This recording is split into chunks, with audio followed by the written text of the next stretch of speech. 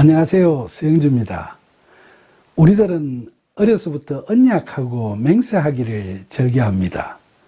어린 아기 때부터 마치 도장 찍듯이 엄지손가락 누르고 새끼손가락 걸면서 약속하고 맹세하는 것에 익숙한 우리는 살아가면서 숱한 맹세를 남발합니다. 공식적으로는 애국심을 고양하려고 국회에 대한 맹세를 하고 결혼식에서는 혼인서약의 의식으로 맹세를 합니다만 비공식적으로는 남녀간의 사랑에 대하여서 많고 많은 맹세를 무시로 하죠. 그 외에도 삶의 과정에서 우리는 자신의 진심을 믿어달라는 취지에서 또는 상대의 불신을 씻어주기 위해서 숱하게 맹세를 합니다. 그리고 또 어떤 경우에는 상대를 속이고 꼬드기기 위해서 거짓 맹세도 합니다. 그러나 마태복음 5장 33절로 37절에서 예수님께서 제자들에게 또 옛사람에게 말한 바 헛맹세를 하지 말고 너 맹세한 것을 주께 지키라 하였다는 것을 너희가 들었으나 나는 너희에게 이르노니 도무지 맹세하지 말지니 하늘로도 하지 말라 이는 하나님의 보좌임이요 땅으로도 하지 말라 이는 하나님의 발등상임이요 예루살렘으로도 하지 말라 이는 큰 임금의 성임이요 너 머리로도 하지 말라 이는 너가 한 트럭도 희고 검게 할 수 없음이라 오직 너희 말은 옳다 옳다 아니라 아니라 하라 이에서 지나는 것은 악으로부터 나느니라 라고 맹세하지 말 것을 말씀하시고 계십니다. 여기서 맨 처음 부분 옛사람에게 말한 바 헛맹세를 하지 말라는 말씀은 모세 오경 중에 레위기나 민수기에 있는 말씀을 인용하신 겁니다. 레위기 19장 12절에서 하나님께서는 모세에게 너희는 내 이름으로 거짓 맹세함으로 너 하나님 이름을 욕되게 하지 말라. 나는 여호와이니라 라고 말씀하십니다. 이 말씀을 듣는 모세가 이스라엘의 자손 지파의 수령들에게 하나님의 명령을 전하면서 민수기 30장 2절에서 사람이 여호와께 서원하였거나 결심하고 서약하였으면 깨뜨리지 말고 그가 입으로 말한 대로 다 이행할 것이니라 라고 맹세를 지킬 것을 당부하고 있습니다. 결국 마태복음 5장 33절로 37절은 예수님께서 이와 같은 하나님의 말씀을 인용하면서 하나님께 대한 맹세뿐만 아니라 사람들 간의 맹세도 하지 말라고 말씀하시는 겁니다. 이 말씀은 유한하고 연약한 우리 인간이라는 존재에 대해 익히 잘 알고 계시는 예수님께서 우리를 사랑하는 마음에서 하시는 소중한 충고의 말씀입니다. 구약 성경에서는 하나님께 헛맹세를 하지 말라고 이야기하면서 하나님께 서약한 것은 반드시 이행하라고 이스라엘 백성들에게 다 이르고 있지만 예수님께서는 그 이행이 우리의 의지와 노력만으로는 어렵다는 것을 잘 아십니다. 그러니까 예수님께서는 우리들에게 하늘, 땅, 예루살렘, 즉 세상 어디서든 그리고 교회에서든 맹세하지 말며 특히 하나님의 보좌 앞에서는 맹세하지 말라고 강조하시는 거죠. 그리고 우리 스스로도 자기 머리로도 맹세하지 말라고 말씀하십니다. 우리가 자기 머리 한 트럭도 자 스스로의 힘으로 희고 끊게 할 수 없는 존재인 것을 깨닫고 겸손하라고 다 이러시는 겁니다. 그러시면서 연약한 우리가 하는 맹세라는 것이 헛맹세에 그칠 것임을 잘 인식하고 매사에 옳으면 옳다 아니면 아니다라고만 말하라고 하십니다. 야고보서 5장 12절에서 예수님의 친동생인 야고보도 내 형제들아 무엇보다도 맹세하지 말지니 하늘로나 땅으로나 아무 다른 것으로도 맹세하지 말고 오직 너희가 그렇다고 생각하는 것은 그렇다 하고 아니라고 생각하는 것은 아니라 하여 정죄받음을 면하라고 권고하고 있습니다. 우리들은 자신의 독실한 신앙을 타인들에게 증명해 보이거나 또 자기 자신에게 스스로 확신을 주기 위해서 맹세를 곧잘합니다. 자신에게 맹세를 하지 못하면 스스로 자신의 신앙이 약하다고 착각하거나 또 그렇게 맹세하지 못하는 상대의 신앙이 믿음지 못하다고 불만을 가지게 됩니다. 그러나 성경은 우리에게 어떤 경우라도 맹세는 하지 말라고 이야기합니다. 자기 의로 자신을 내세우면서 교만해지지 말고 하나님 앞에서 겸손하게 순종하는 마음으로 매사에 임하는 것이 바른 신앙의 자세라는 말씀입니다. 우리는 예수님의 수제자였던 베드로조차도 예수님 앞에서 자신있게 맹세하다가 좌절해버리는 인간의 연약함을 성경을 통해서 잘 볼 수 있습니다. 마태복음 26장 33절로 35절에서 최후의 만찬 자리에 선 베드로는 예수님께 모두 주를 버릴지라도 나는 결코 버리지 않겠나이다 라고 맹세합니다.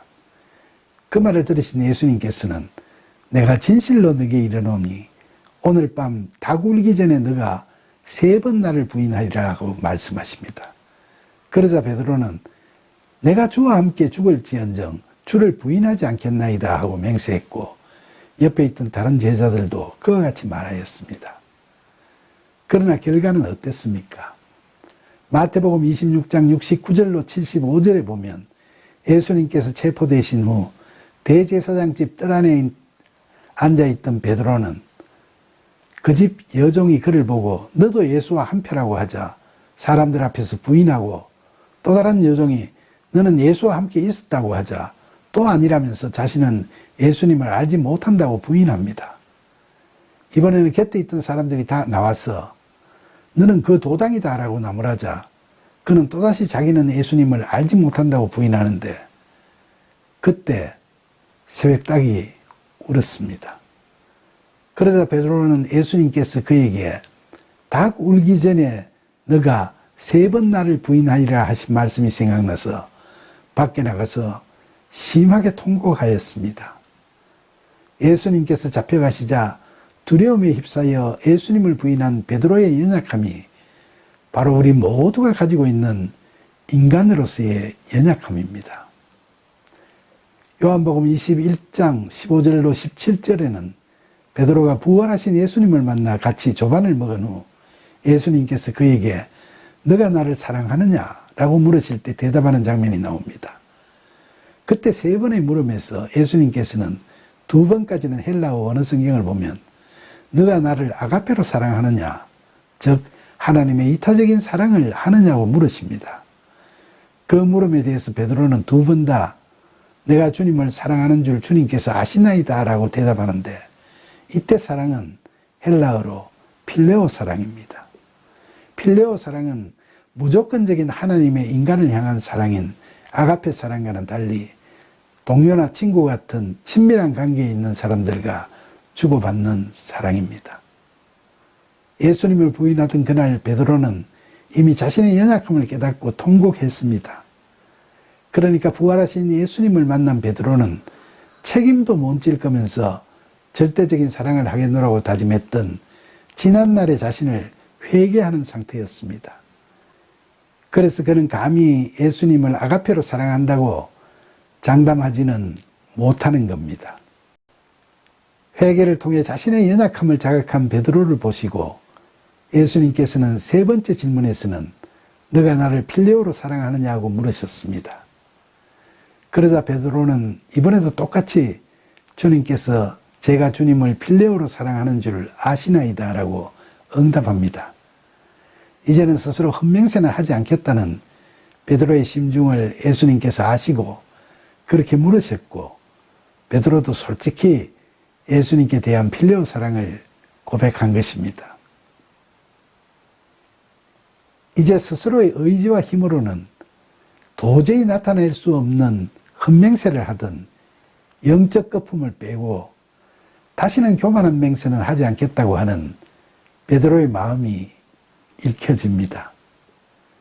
그러자 예수님께서 그에게 내가 진실로 진실로 너에게 이르노니 너가 젊어서는 스스로 띠띠고 원하는 곳을 다녔거니와 늙어서는 너 팔을 벌리니 남이 너에게 띠띠우고 원하지 아니하는 곳으로 데려가리라 라고 말씀하십니다. 곧 성령이 그에게 임하도록 하셔서 권능을 받고 예수 그리스도의 영에 따라 땅끝까지 말씀을 전하는 사도로서의 삶을 살아갈 것임을 예언하시는 말씀입니다. 우리는 예수님의 이 말씀에서 그때는 성령의 도우심으로 베드로도 아가페 사랑을 할 수 있을 것임을 예견할 수 있습니다. 이와 같은 베드로의 이야기를 성경을 통해 보고 묵상하면서 우리는 우리 스스로의 힘으로 우리가 하는 맹세를 지킬 수 없다는 것을 깨닫게 되고 우리 자신의 유한함과 연약함을 철저히 자각하게 됩니다. 그러니까 우리 모두 교회 다니면서 신앙생활이 조금씩 자리 잡혀가면서 경험하게 되는 일시적인 감동과 감격에 젖어 지키지도 못할 헛맹세를 남발하기에 앞서서 늘 말씀에 순종하고 매사를 행함에 있어서 항상 성부, 성자, 성령 하나님의 도우심을 구하는 겸손한 그리스도인이 되기를 소망해야 하겠죠. 여러분, 예수님께서는 마태복음 23장 16절로 18절에서 외식하는 서기관들과 바리새인들에게 화 있을진저 눈먼 인도자여 너희가 말하되 누구든지 성전으로 맹세하면 아무 일 없거니와 성전의 금으로 맹세하면 지킬지라 하는도다. 어리석은 맹인들이여 어느 것이 크냐? 그 금이냐? 그 금을 거룩하게 하는 성전이냐? 너희가 또 이르되 누구든지 제단으로 맹세하면 아무것도 없거니와 그 위에 있는 예물로 맹세하면 지킬지라 하는도다라고 책망하십니다. 이 말씀은 외식하는 서기관들이나 바리새인들이 하나님을 소중하게 여기지 않고 금이나 예물, 그러니까 돈 같은 재물을 더 귀히 여긴다고 나무라시는 말씀입니다. 우리는 이 말씀에서 예수님 당시에도 그처럼 외식하는 자들이 하나님을 경외하고 그분을 섬기는 마음보다 재물을 더 귀히 여기고 섬기는 잘못을 더 많이 자행하고 있었다는 것을 알 수 있습니다. 하나님께서는 우리의 외식이 아닌 진실한 믿음을 중히 여기십니다. 아들 이삭을 번제로 드리라는 하나님 말씀에 순종하여 자신이 100세의 나이에 어렵게 얻은 애지중지하던 아들까지도 아끼지 않는 아브라함의 믿음을 보시고 창세기 22장 16절로 18절에서 하나님께서는 내가 나를 가리켜 맹세하노니 너가 이같이 행하여 너 아들 너 독자도 아끼지 아니하였은즉 내가 너에게 큰 복을 주고 너 씨가 크게 번성하여 하늘의 별과 같고 바닷가의 모래와 같게 하리니 너 씨가 그 대적의 성문을 차지하리라. 또 너 씨로 말미암아 천하 만민이 복을 받으리니 이는 너가 나의 말을 준행하였음이니라 하시면서 그를 축복하셨습니다. 여러분, 신실하신 우리의 하나님은 완전하십니다. 따라서 하나님께서 맹세하신 말씀도 완전히 이루어집니다. 너시 곧 예수 그리스도께서 이 땅에 오셨고 우리를 죄에서 자유롭게 하시고자 십자가에서 죽으시고 사흘 만에 부활하셔서 우리 그리스도인들의 안에 지금도 영적으로 현존하고 계십니다. 말씀대로 지난 2000년 동안은 물론이고 오늘날에도 세상에는 수많은 그리스도인들이 예수님으로 말미암아 구원의 기쁨을 맛보고 하나님 나라의 팔복을 누립니다. 창세기 22장 17절에 나오는 너 씨는 창세기 13장 15절 등 여러 구절에서 나오는 너 자손이라는 용어와 같은 용어인데 이것이 복수가 아닌 단수 명사로 쓰였다는 점에서 바로 예수 그리스도를 지칭하고 있는 점을 주목하십시오. 이것은 저만의 해석이 아니라 갈라디아서에서 사도 바울도 확인하고 있습니다. 갈라디아서 3장 16절에서 바울은 이 약속들은 아브라함과 그 자손에게 말씀하신 것인데 여럿을 가리켜 그 자손들이라고 하지 아니하시고 오직 한 사람을 가리켜 너 자손이라 하셨으니 곧 그리스도라 라고 이야기하고 있습니다. 그처럼 하나님께서 맹세하신 대로 우리에게 오신 예수님께서 마치 흔들리는 갈대같이 연약한 우리들에게 하신 너희는 맹세하지 말라는 말씀을 늘 기억하십시오. 맹세는 완전하신 성부, 성자, 성령 하나님께서만 하실 수 있습니다. 그리고 그 맹세만이 온전히 이루어집니다.